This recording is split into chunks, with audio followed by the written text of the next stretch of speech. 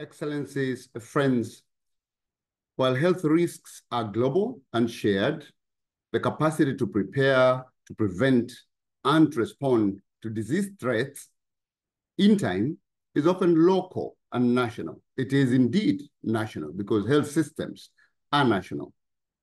Yet the weakest and the most porous health systems are in the poorest countries of the world, where health systems are unresourced and present the weakest defense to you and I equally.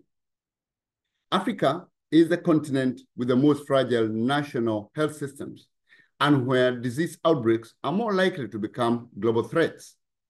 The average international health regulations core capacity in Africa is just 50%, whereas in Europe is more than 75%. Indeed, in some countries like Japan, is up to 98%. But in Africa, in the country where I'm calling you from, which is in Senegal, it is only 50%, meaning that the other 50% is a porous health system border that puts you and I at risk.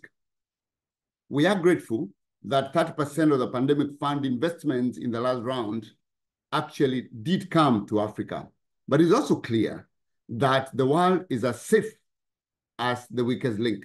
And that weakest link is those countries who actually have local capacities to detect, to respond to disease threats. An investment, therefore, in the pandemic fund that then is distributed equitably is the instrument that everyone needs for everyone's safety. And this has actually been put in urgency by the climate crisis.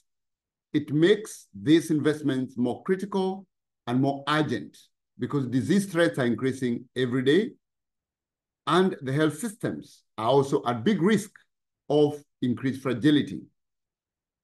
Let's invest now for a safer world, and thank you so much for allowing me to address you, even virtually, because this, for me, for you, for everybody in the world, is the route to a safer world when we equitably invest in ensuring that every country's capacity for early detection, prevention, and response is actually a global good.